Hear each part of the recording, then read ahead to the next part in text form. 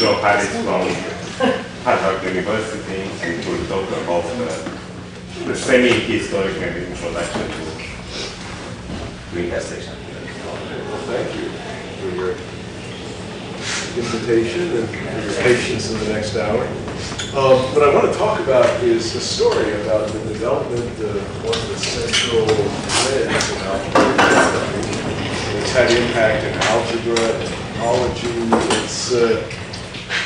And I want to talk about how it developed. And it's a story that starts 200 years ago and is still developing. That said, I wouldn't really take this so much as a historical fact as a fable. So it's my view of the situation, and I'm not a historian. But, okay, just to set it up. When people, at least people in Europe, first started doing algebra after the Middle Ages, naturally the first thing they looked at were polynomials in one variable. Right? That's the basic, simplest object. And they studied polynomials in one variable. They solved the quadratic polynomial. They solved the cubic polynomial. They solved the quartic polynomial. And sort of the culmination of that was when they proved that you couldn't solve explicitly polynomials, general polynomials between 5 and higher. And the one thing that they could say in general was that f of x is a polynomial of degree d. It has at most d solutions, roots. And if you extend your field to say the complex numbers, it has exactly equal to d roots counting multiplicity. Or if you want to say this in a more restricted form, if you assume that all the roots are simple, then it has exactly d solutions. Okay, so that kept people sort of off the streets and out of trouble for a century or so. And then they began, having gotten to that point where there really wasn't much more they could say, they began to think about what they could say about polynomials in more than one variable, and more than one, of course, meant 2. So now they're looking at polynomials in 2 variables. And here, there's sort of 2 directions you can go in. You can look at a single polynomial, as you did in the case of one variable. But now the situation is really fundamentally different. You're talking about an equation that has not a finite number of solutions, but a continuous family of solutions. A polynomial in one variable in general describes a curve in the plane.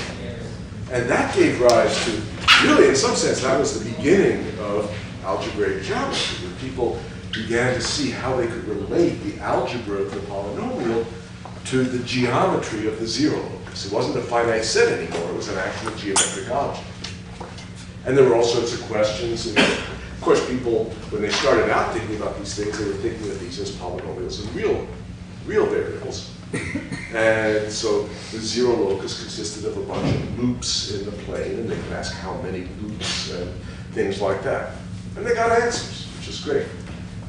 But they also looked at another problem, which was in some ways a direct generalization of what they had done with polynomials in one variable. They said, suppose I have 2 polynomials in 2 variables. Now again, I expect a finite number of solutions, and I can ask how many. So the question, that's the thread I want to follow here, because that's the one that led to everything I'm going to talk about. So the situation is, say we have 2 polynomials, f of xy and g of xy, polynomials of degree, let's just give the names, give the degrees names, e and e. What can we say? We expect in general, and in fact, if they have no common factor, they will have a finite number of common solutions. And the question is, can we count them? Now, another way to say it is, if you think of these as defining curves in the plane, as we did in the case of a single polynomial, we could give those curves names. Let's say d is the zero locus of f. This is just the standard notation for zero locus. D will be the zero locus of g, and we're asking something, say something about the cardinality the intersection of those two curves. Now, this is sort of just a naive question, but already thinking about this problem gave rise in some sense to the first revolution in algebraic geometry. One part of this, basically, again, when people first started thinking about these kinds of questions, it was naturally assumed when they talk about a polynomial, they're talking about a polynomial with real variables and real coefficients. And when they talk about a curve in the plane was R2, just the ordinary plane with two coordinates. But what they realized, and I guess this was due, in my understanding, to Poncelet more than anyone else, was that to get a meaningful answer to this question, you had to change things a little bit. First of all, I mean, as suggested by the one variable case, you should work over the complex numbers. If you want a more precise answer, you should work over the complex numbers rather than over the real numbers. And again, that's even more true in two variables. If I had a couple plane curves like two conics, they could be disjoint or they could meet in as many as 4 points. If we want a consistent, uniform answer, we're going to have to work over the complex numbers. But the other thing that this gave rise to was the recognition of the need to compactify the plane. The problem here is, let's just take this stupid case of two linear polynomials. Take d equals a equals 1. You have two lines in the plane, they should meet at one point, but what if they were parallel? What if they become parallel? Then the point of intersection has sort of wandered off to infinity. And if we want, again, a consistent answer to the question, how many common solutions do we have, then we need to somehow add points to the plane. In other words, we have to pass from the affine plane to the projective plane. This was, by the way, met with a great deal of resistance. Because, again, both of these changes, going from the real numbers to the complex numbers, and going from the affine plane to the projective plane, meant a much more powerful theory, where you could give much more precise answers. But it also represented a loss of naive intuition. People could visualize R2. They weren't quite as up on C2. And when you got to complex projective plane, you couldn't see it anymore. And people objected to that, very much like the way they objected to Grothendieck's introduction of schemes. I mean, it was a trade-off of a powerful formal theory versus a loss of intuition. But never mind, it took. And people nowadays, when they do algebraic geometry, they do it primarily over algebraically closed fields and in projective space rather than affine space. So now, having said that, I want to go back to the situation. I want to think of these now as not polynomials in two variables simply, but homogeneous polynomials in three variables. And I want to think of the curves that they define as sitting inside the projective plane rather than the affine plane. And from now on, I'm just going to talk about curves in the plane. I'm going to mean curves in the projective plane over complex numbers. And given those two fundamental hypotheses, there was an answer. This is the classic theorem of Berzou. And I'll just give it to you in this sort of simple, restricted form, which it says simply that if, in this situation, if D and E intersect transversely,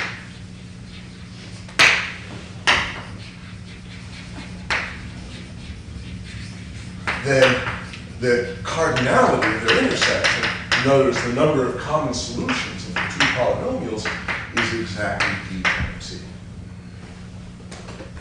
And there's a stronger form in which you don't assume transversality, but simply assume that there are only finitely many solutions and attach a multiplicity to each solution analogous to the multiplicity of a root in the one variable case. But I don't want to get into that. I just want to talk about the simplest basic case, the transverse case. Now, there are two elements to this, which I want to distinguish. One is, the first is that the number depends only on D and E. sorry, I should say lowercase d and lowercase e, the degrees of the two polynomials. And secondly, of course, that the number is equal to specifically d times e. Now, given the first of these two statements, the second is almost immediate. If it doesn't matter, if the specific curves don't matter, only the degrees, and you want to count the number of points of intersection, you just take, say d to be a bunch of lines, and you take e to be a bunch of lines, and it's pretty obvious that d lines and e, a union of d lines in general means a union of e lines and d points. So the crux of the matter is the first statement. This depends only on d and e. And I just want to indicate to you very briefly why that's true. Okay? This is sort of dressed up a little bit in modern language. So this is part one, and to prove this, what I want to do is suppose that I had not just d and e, but another curve d prime of the same degree d along with e. Okay? So let's say that we have another curve d prime, which is the zero locus of a polynomial f prime, where f prime again has degree d. Okay? Then what I can do is I can interpolate between d and d prime. In other words, there's a family of curves between d and d prime. In other words, I can take a curve for every point t, which I think of as a point in the projected line. I can define dt to be the zero locus of the corresponding linear combination, t naught f plus t1 f prime. And this will give me, as t varies on the line, in the projected line, this gives me a family of curves, including d at time 0 and d prime at time infinity. And so what we can do is we can ask ourselves, as t varies, how do the points of intersection of these curves, dt intersect e, how do they vary? So to set this up, we set capital Phi to be the set of pairs, t, a value of the parameter t, and a point p, where p is an intersection, a point of intersection of dt with e. And this naturally sits inside P1 plus. This represents the family of common solutions as the curve d is deformed from d into d prime. There's a chair.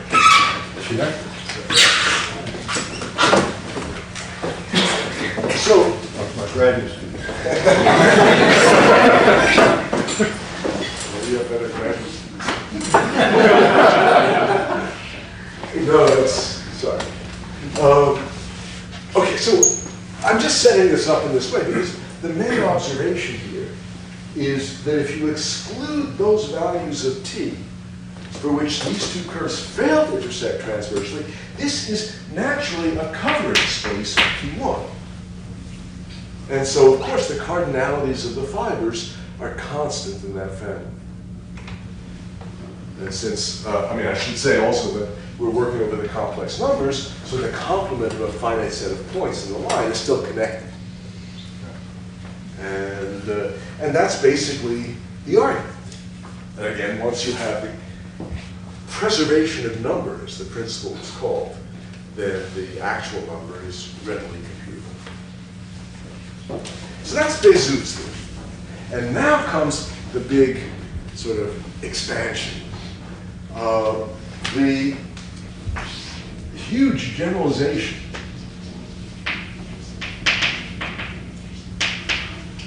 is simply to say these principles apply much more broadly. In fact, it doesn't have to be the plane. We can replace the plane, P2, with any smooth projective variety. So, for example, we could take a projector space of any dimension, And now what I want to do is I want to consider intersecting subvarieties. Let me give this arbitrary smooth projected variety x a name. We want to intersect subvarieties of that given x and see how the number of points of intersection varies as we vary the subvarieties.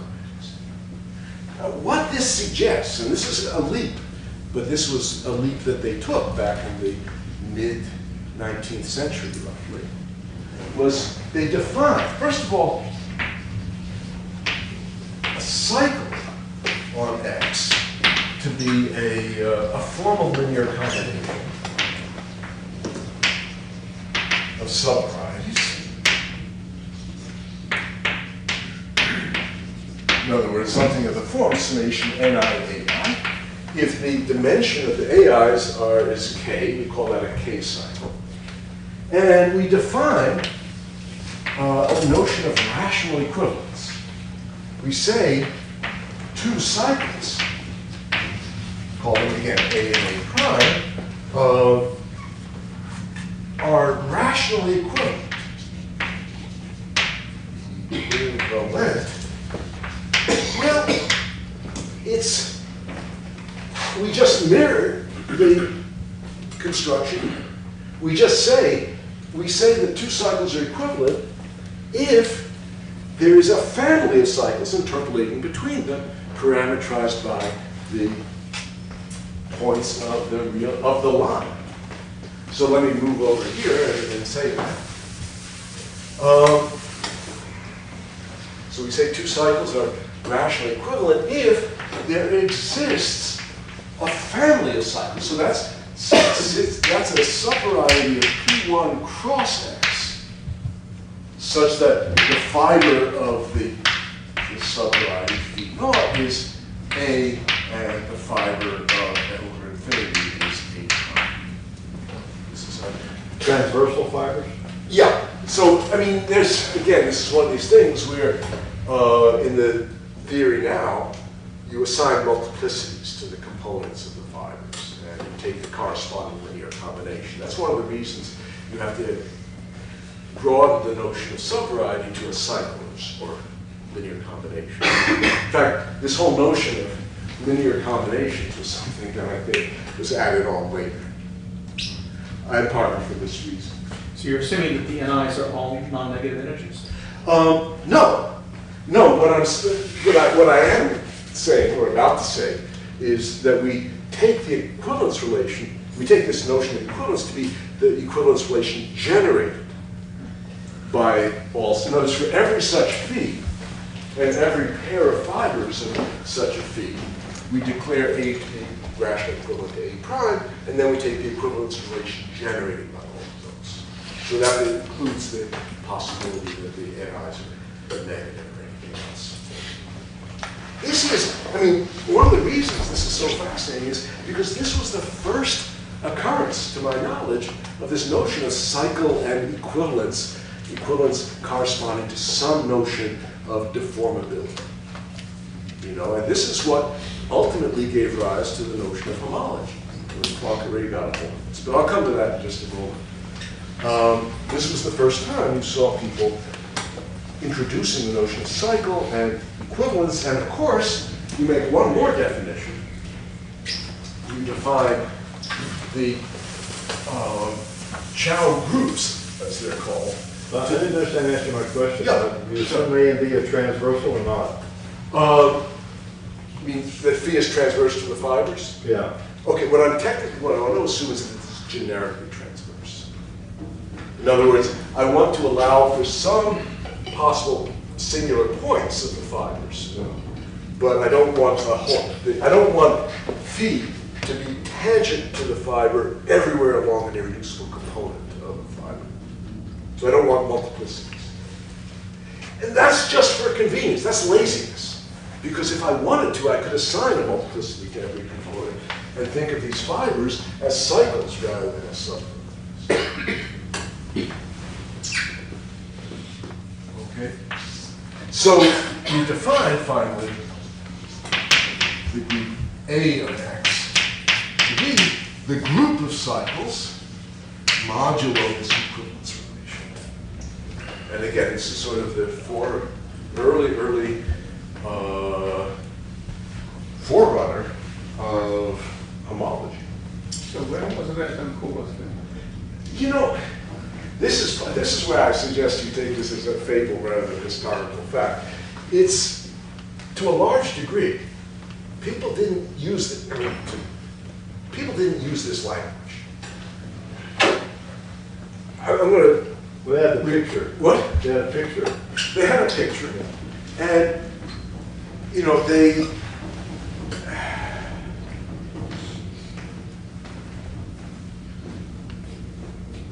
In a lot of settings where they developed this theory, the sort of spaces X that they wanted to apply this to or do this on were parameter spaces for other objects. Let me just take a couple minutes here and explain this point. I'm going to regret this later on when I run out of time, but it's worth pointing out.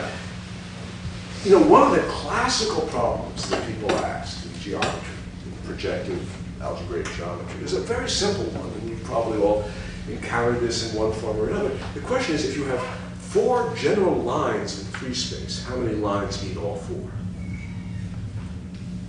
The answer is 2, which you can actually almost visualize, which is nice. The way they thought about that, though, was interesting. They thought the way we would think about it now is we would say, well, you introduce the space that parameterizes all lines in 3 space. That's the Grassmannian lines in 3 space. For a given line, the set of lines that intersect, that meet it, forms a cycle, a subvariety of the Grassmannian. And the question is to determine the cardinality of the intersection of those 4 subvarieties. But they didn't use that. They didn't think of the Grassmannian as a variety, and they didn't think of the set of lines meeting a given line as a subvariety. They thought of it as a condition. And Schubert, for example, who did more of this than anyone else, didn't talk about cycles. He talked about conditions, and he talked about what he called his calculus of conditions, which were really just rules for calculating intersection products in this group. So that's sort of the reason I'm being a little bit vague here is because they were being a little bit vague. And it's gotten more vague since I really don't know a lot of times what they had in mind when they use a certain term. But okay, this is my understanding of what they were doing, and with possibly some revisionism involved. So the point is, that I can now state, and this is the crux of it, this is the key theorem, which is the analog of the first half of basic.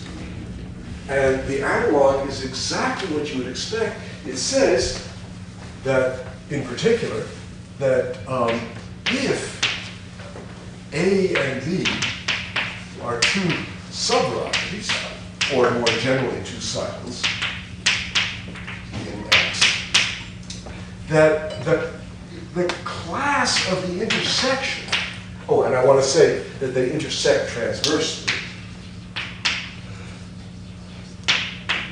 And again, there's ways of avoiding that hypothesis, but it's just easier to think about if you assume it. The class of the intersection depends only on the class of A and the class of B.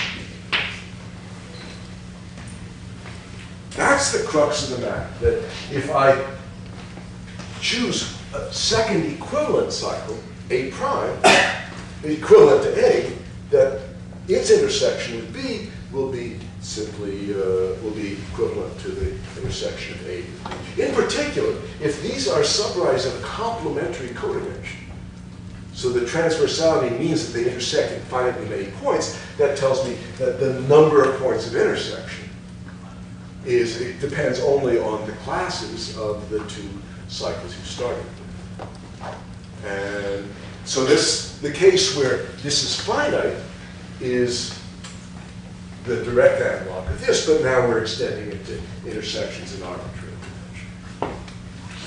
And this was,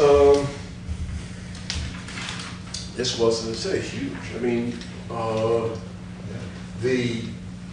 Ultimately, let me tell you a little bit about this.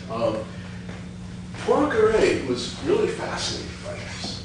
And in some sense, it was the model of this sort of definition and this theorem that led him to ask whether you could do a similar thing in the context of, say, compact-oriented manifolds, either topological manifolds or C-infinity manifolds. Not that manifolds were defined in Poincaré's time, but he had a notion of what that was. And he asked whether there's an analogous statement in that setting. And he actually was able to define it. I mean, it's a little bit trickier because you have to assign, based on the orientation, you have to assign a sign to each of the components of the intersection. But he was able to define a well-defined product on homology in a compact-oriented manifold. And that was the basis of Poincaré duality. If you ever wonder how Poincaré was able to state duality before, 50 years almost before cup products were even defined, this was how. He was thinking in terms of homology on a compact-oriented manifold. And in fact, it was a strange story. I don't understand this. But years later, of course, people did introduce the notion of cohomology. And given Poincaré duality, you could port this product structure, this intersection of cycles, you could port over to cohomology. And what you get is cup product. And in fact, what they discovered was that cup product could be defined far more generally. You can define cup product without the assumption that your space is a compact-oriented manifold. It's almost any CW complex. You can define the notion of cup product. So it was strange. It started out as intersection of cycles, and then got ported over to the world of cohomology, where it became the cup product, and that in turn became a much more fundamental object, at least as it's dealt with these days. Nowadays, the typical pattern is you're introduced to cohomology and cup product, and then you make the observation that if your space X happens to be a compact-oriented manifold, and your cohomology classes are Poincaré dual to some manifolds, intersecting transversely, that the cup product is Poincaré dual to the class of the intersection. So, okay, so that's, in some sense, the origins of a lot of modern algebraic topology are right here. But let's get back to this, this situation here. And then the situation is that we now have, given this theorem, we have a ring structure of this group. We can take products. Okay? And there's also, by the way, I should mention this because it is going to be relevant, there's a broadening or strengthening of this assertion. Here we have simply a product structure of this ring. Let me just say this more generally. If I have a map, if y, say phi to x, is a map of smooth projective varieties,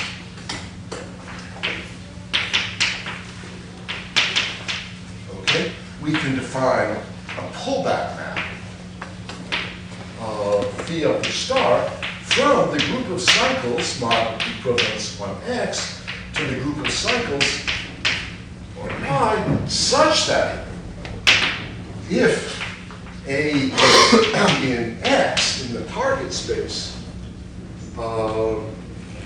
then the class, and I want to assume also, let me just put this in this technical condition, which corresponds to transversality, if the pre-image of A is reduced of the same codimension,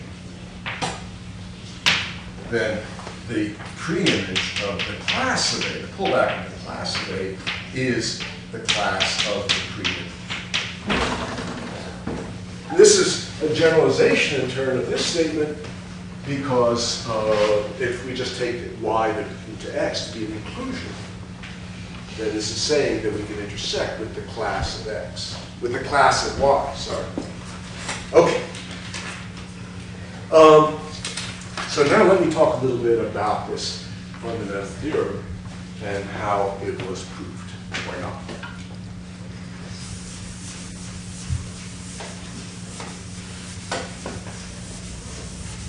How do you prove something like that?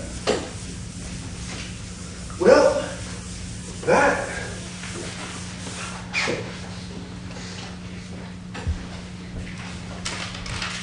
the key idea here is, I'm going to erase this in fact, and this is going to be my fundamental theorem. So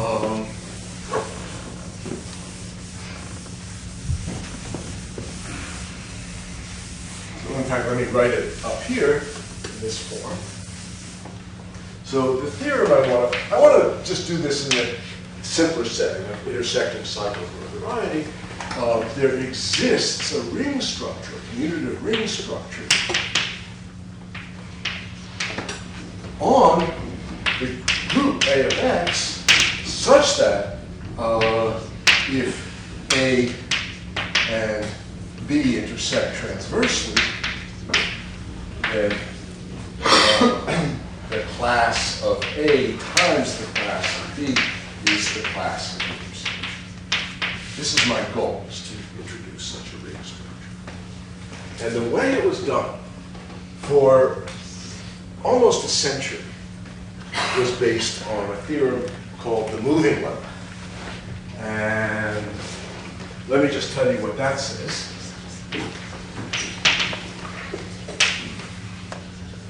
Basically, if I phrase my theorem in this way, right, that I want to define a ring structure, the first thing I have to say is that if I have any two elements in this group, any two classes, equivalence classes, I can find cycles intersecting transversely, or at least generically transversely, in those classes.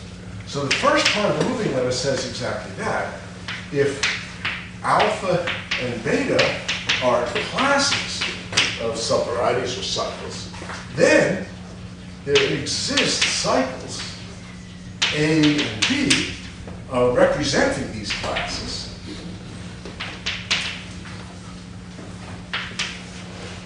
And such that A is generically transverse to B. I'm just going to write that as transversality, but I mean generically transverse. That's the first part, and then the second part is simply that in this circumstance, in this setting, and this is the analog of the first half of Bézout, the class of the intersection depends only on the classes of A and B. That is to say, alpha. So this is the moving lemma, and with two parts again. And it was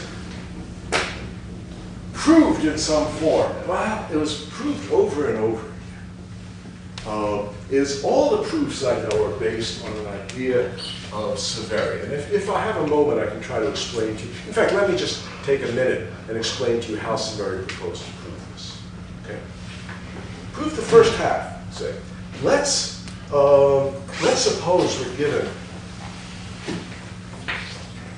Say we're given two subvarieties just to start with, A, B, and X. Okay?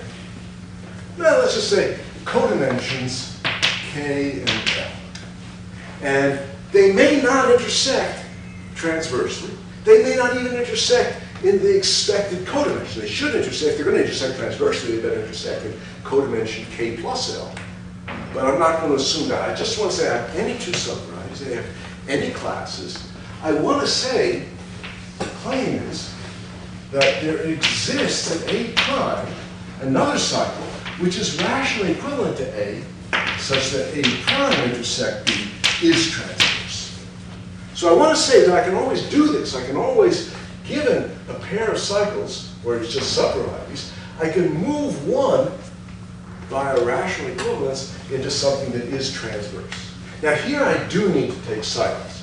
I may not be able to move the subvariety A as it stands, but I can give a rational equivalence between it and a cycle A prime with possibly negative and positive coefficients. So that's the first claim, and the proof, which again is based on an idea of severity, is very simple to state. The devil is in the details, but the details are okay too. I'm just not going to burden you with them. The deal is we let pi from, let's say x. We said x was a smooth projective variety. Let's say x has dimension n, and let's say it's sitting in some big projective space P capital N. I want to use the geometry of the embedding in projective space to move these cycles.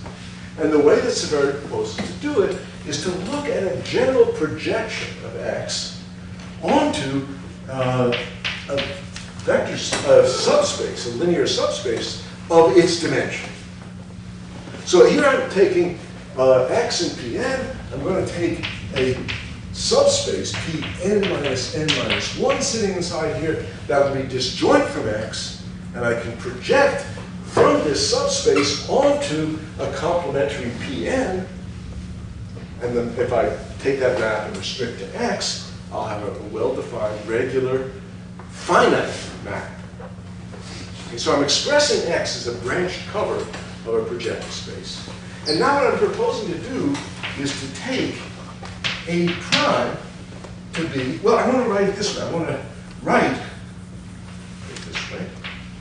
I want to write the pre-image of the image of A as a union, a sum of, first of all, A itself and everything else in the pre-image.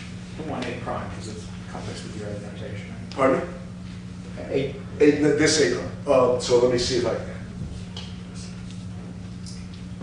Yeah, no, A, you're right. Okay. Let's call it something like Z, just to avoid that. You're absolutely right. Here's the point. The whole pre-image of the image, right? Under this, when you project a variety onto a linear subspace, a projective space of the same dimension, then the pre-image of the image is simply the intersection of the x with the cone over A. This is called the cone construction for that reason. But again, if you have a situation like this, you have, here's x, we're saying we're in P2 and x is a curve. Here we have our point, P naught, and we're projecting from that point onto a line. If I have a cycle, say a point here, and I take the pre-image of the image, I get the point I started with plus some other points. The total of that intersection, total of that pre-image of the image, is just the intersection of x with the cone over the original cycle or subvariety. And given that it's intersection with a subvariety, it's a transverse intersection with a subvariety of projective space, I can take that cone and I can move it into something that is transverse. So, or transverse to B, I should say. So this can be made transverse to B. What about this? Well, in other words, what we're doing is we're proposing to express A as a difference of two cycles. The key is the theorem, the guts of the theorem, in some sense, are just the statement that A prime is better behaved than A.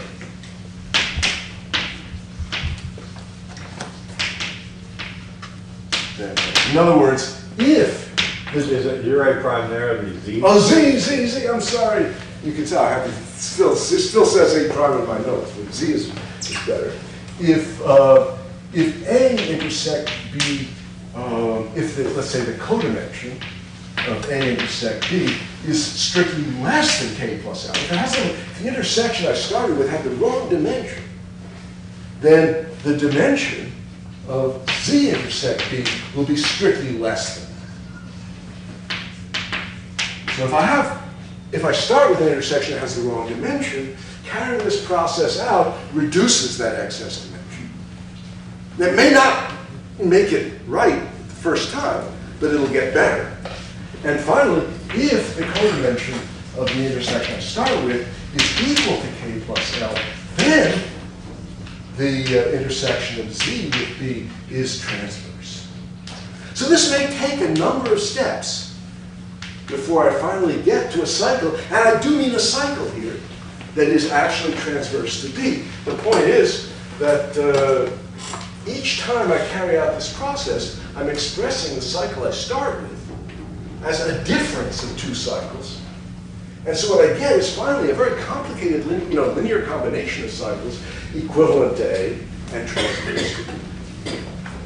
And that is, and that was and is, the basis of the proof of the first half of the movie. And now comes the sort of embarrassing part. The second half of the moving lemma was never proved. People, and I swear this was like a universal mental disease. Everybody who writes about this, they go through the first part and they fill in all the details and they get it all correct, right?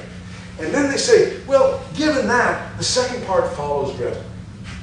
Because what they want to say is, if I have a rational equivalence, an equivalence between A and another A prime, I do mean A prime now, which is transverse to B, then I can simply take that equivalence and restrict to B. I can take that subvariety, capital Phi, of X, P1 cross X, and restrict it to P1 cross B, and get a rational equivalence between A intersect B and A prime intersect. And that's where it breaks down. Because the problem is that in this construction, you introduce a lot of auxiliary varieties. You start by introducing the Z, then you apply the same construction. If Z is not already transverse, you apply the same construction to the Z, and you get a Z prime, and you get a Z double prime, and you get a Z triple prime. At the end of the day, you're expressing A as rational equivalent to a linear combination, a complicated linear combination of subvarieties. Not all of which need be transverse to B. So the rational equivalence between, if I have two cycles, A and A prime, that are both transverse to B, the rational equivalence between them may involve components that are not transverse to B. And no one seemed to see this, except for Bill Fulton. Seems to see the error, or To see the way error. out of the error. Well, he did both. The way out People of didn't even see the error? Pardon? People know. This is the weird part, and this is why I'm sort of so fascinated by this story.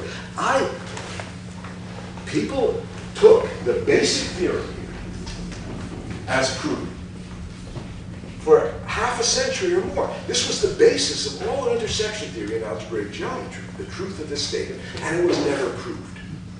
There were like 3 or 4 proofs, all of which were completely correct proofs of the first half and completely bogus proofs of the second half, when they bothered to mention the second half at all.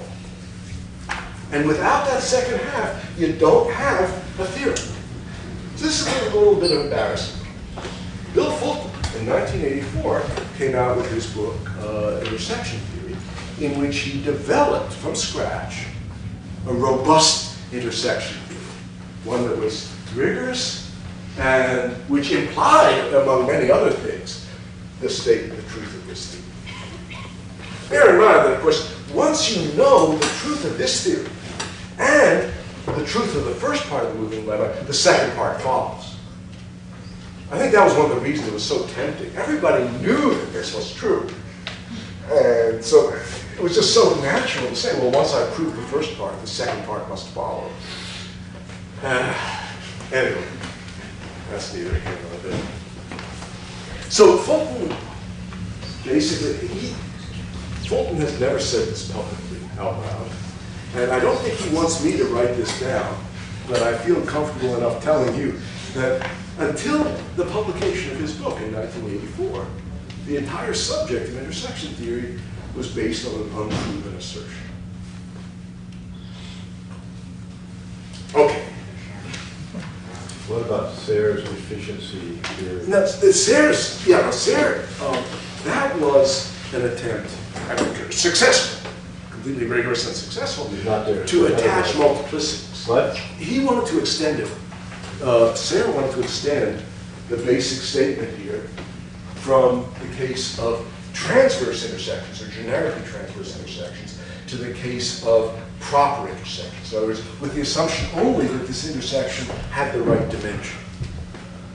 And in that setting, what he wanted to do was to introduce multiplicities, so as to make the same statement hold in that somewhat greater generality. Lefschetz already explained that point, it's just linking numbers and stuff. Yes, no, exactly. I mean, I Nothing think to do. in the context of topology. No, but Yeah. the only error is the integer you need. You just need Yes. the integer, so you know the integer from topology. Which is absolutely right. Right, exactly. But that's under the assumption that the intersection has the right dimension. Right, but that's what you said he's only doing. That's what Sayre, well, Sayre's doing it in the algebraic setting. He was giving an algebraic formula for the multiplicity. And in some ways, you could interpret what Sayre did as exactly computing that linking number in terms of the ranks of certain X groups of certain modules. So what did they do in SGA6? They did it with Q coefficients or something? I'm not sure. I don't know. Okay, I mean, that was complicated. You know, I don't understand. I don't understand this. But I think they refined that. Yeah, but again, given Sayre's work, the real crux of the matter is, what do you do if you start with a pair of cycles that are not even proper, don't even intersect properly? This intersection has the wrong dimension.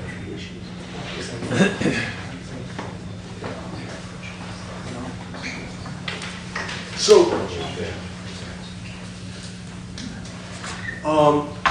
let me take the last 10 minutes or so. Is it 10 minutes? Okay. I want to try to give you an idea of what the ingredients are in Fulton's approach, how he would deal with these situations.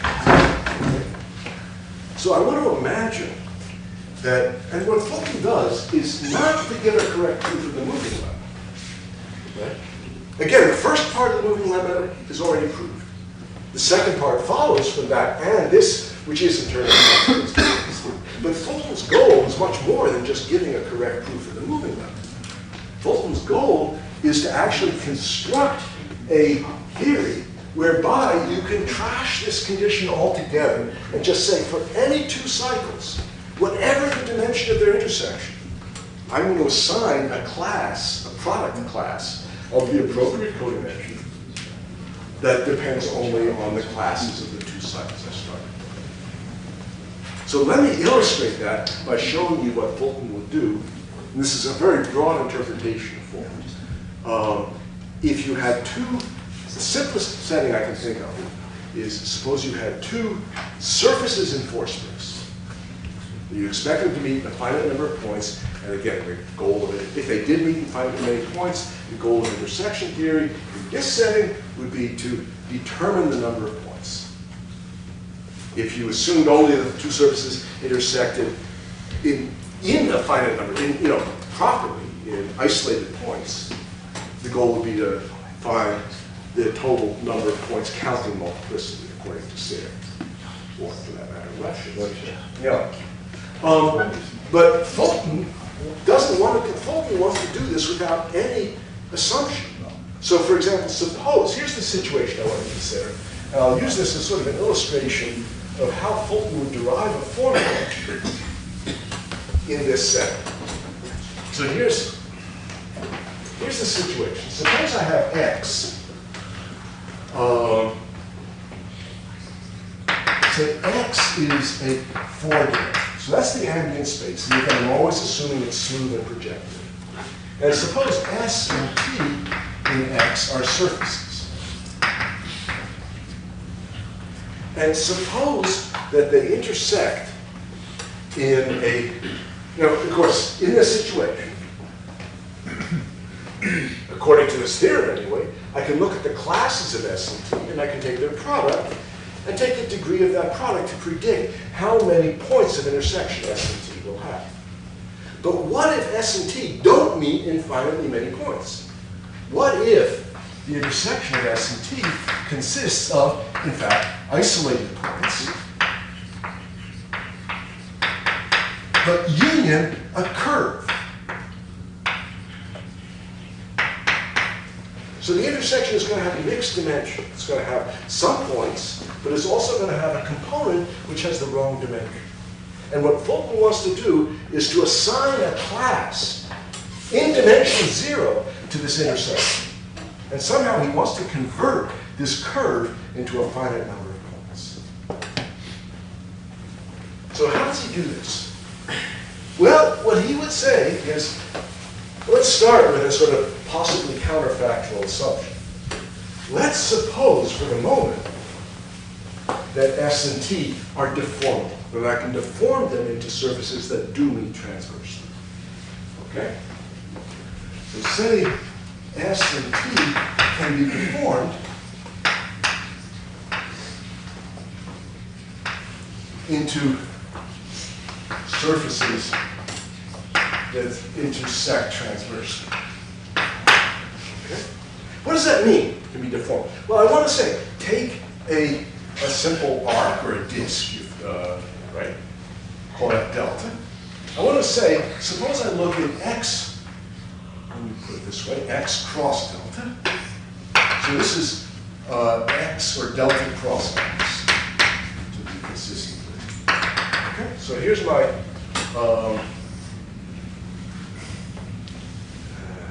bad picture, but okay. What I want to say is that there exist three-dimensional objects, varieties, subvarieties, script S and script T inside delta cross X, such that the fiber of S of time T is transverse to the fiber of T at time T for all T not equal to 0. So that's what I mean when I say it can be deformed into two surfaces, but of course S naught is S and T naught is equal to T. Okay? What's delta? Delta is your choice of one parameter, one dimension, smooth one-dimensional space. One disk. One real? No, complex. Real complex, since we're working with the complex numbers. But again, yeah, I think I want to make it complex. So this is a disk in the complex. But I want to focus really on what's going on right around t equals 0. So I'm going to shrink the disk. So again, the picture here is there's a finite number of points of intersection of S and T, and there's a curve C.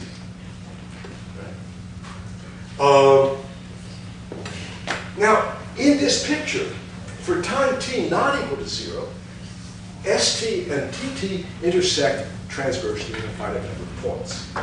So the picture overall of the intersection of s intersect t, of the script s and script t, is it's going to consist of a collection of cross-sections.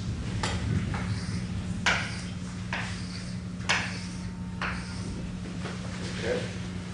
And the intersection away from t equals 0 is transverse. And so the class of this, of the fiber of this over time t not equal to 0 represents the product of these classes. But the point is, what I want to do is to find a formula strictly in terms of the geometry of the original family of surfaces I'm dealing with. Or the original two surfaces I'm dealing with. So the issue here is, of the, in this case, 6 points of intersection of ST with TT, 3 of them are approaching the isolated points of the intersection of S and T, and in this picture, 3 of them are approaching the curve C. The question is, how can I count the number of points that actually are absorbed into C? If I can count how many of those points are absorbed into C, I can add the isolated points and get a count of the expected number of points of intersection when they are transverse. So how do I characterize these limiting points of intersection of the nearby surfaces? Well, one way to say it is that these are singular points of script S intersect script T. So what I want to do is I want to look for points that are singular points of the intersection of script S with script T. Now, let me put it this way. If S and T intersected transversely everywhere,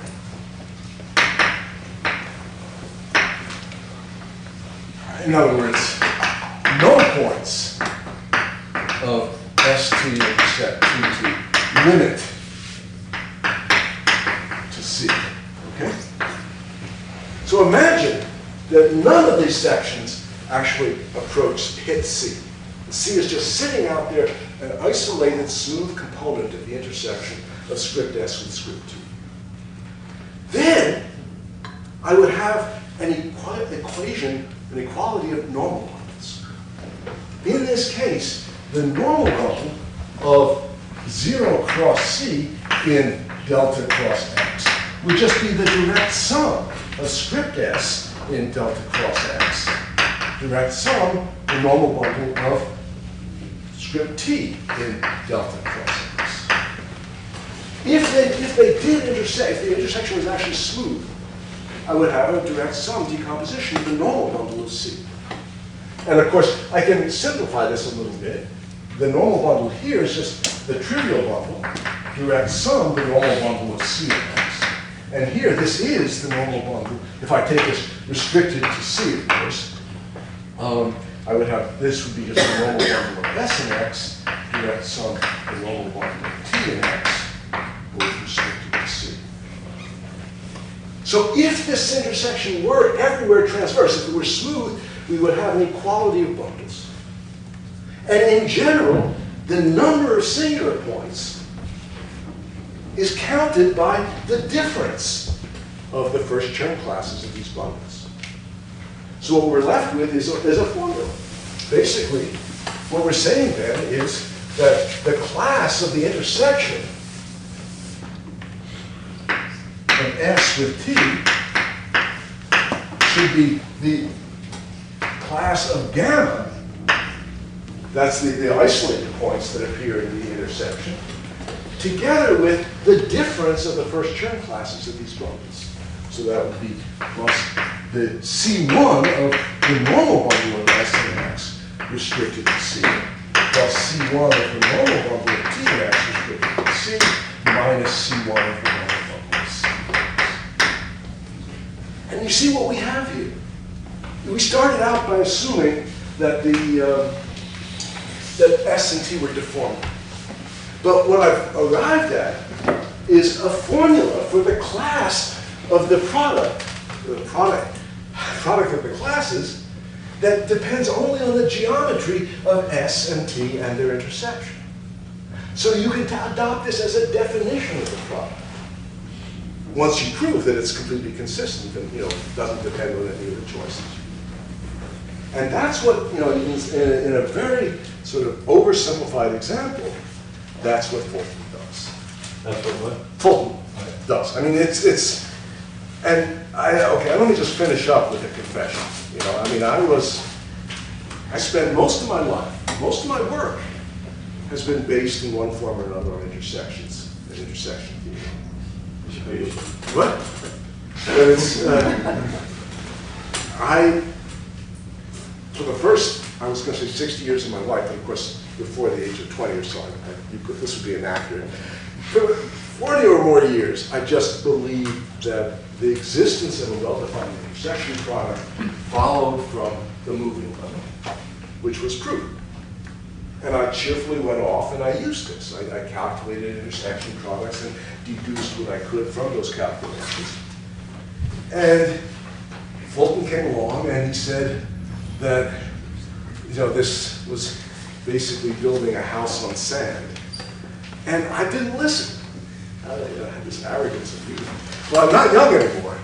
And around 10 years ago, David Eisenbud and I started writing a book involving intersection theory, and we thought, well, we'll do it by the moving lemma, because that's it's a little bit more restrictive, but it's more intuitive.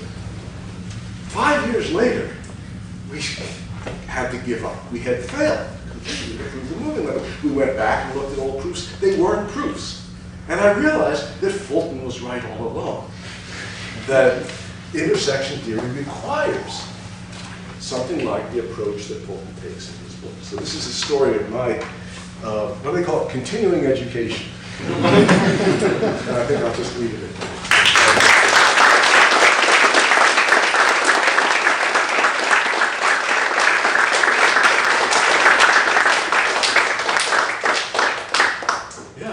So in this kind of example, you could have just taken a homological intersection. That would be Yes. a different number. Yes. But I presume it's not necessarily the same number that you're describing? Or? No, this is, in fact, one way to think of this is as a way of computing the homological intersection. So the real issue is when you're taking intersections where it doesn't have, the That's expected right. dimension is not That's zero, right. but rather higher dimensions, and now you want something that's not just in homology, but actually in algebra. And how would you Yes. get that? Yeah, Carl, people like to very try to do this deformation thing, maybe not correctly, but there's already an interesting point here. Nobody says that delta has to be a rational curve.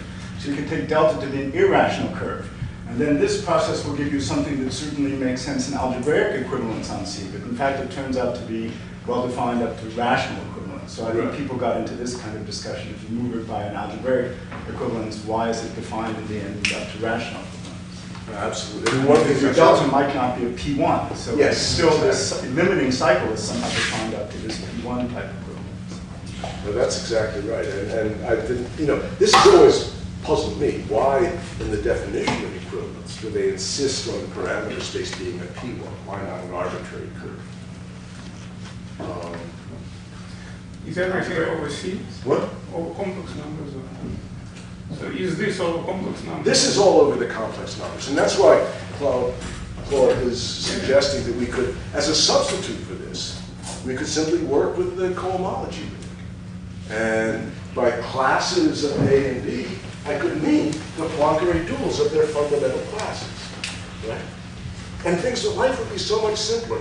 And I wish, several times a day, as I try to proofread our monster of a manuscript, I wish that Eisenbach and I had just done that. But I But wanted to be in this better ring, though. yeah, now certainly the Chow, on the one hand, the Chow ring conveys more information. It's a much finer equivalence relation, if I'm using the term finer correctly there. On the other hand, there's very, very few situations where that extra information is actually useful. But then you could do this over fields, I guess? Yeah, that's one way. You can do this over fields of finite characteristic where this notion of homology is just not applicable. And that's a good point. So in this formula here, the C1s and the Chern classes are actually become elements of the Chow ring. Exactly. And so, I mean, one of the things I'm not saying here is that these can be defined not just as topological classes, which, since they're on a curve, on a complex curve, they would just be, as homology classes, these would just be numbers. But in fact, they're Chow classes. All the Chern classes. All the Chern classes can be defined as Chow classes. So this gives you an actual equation in the Chow group.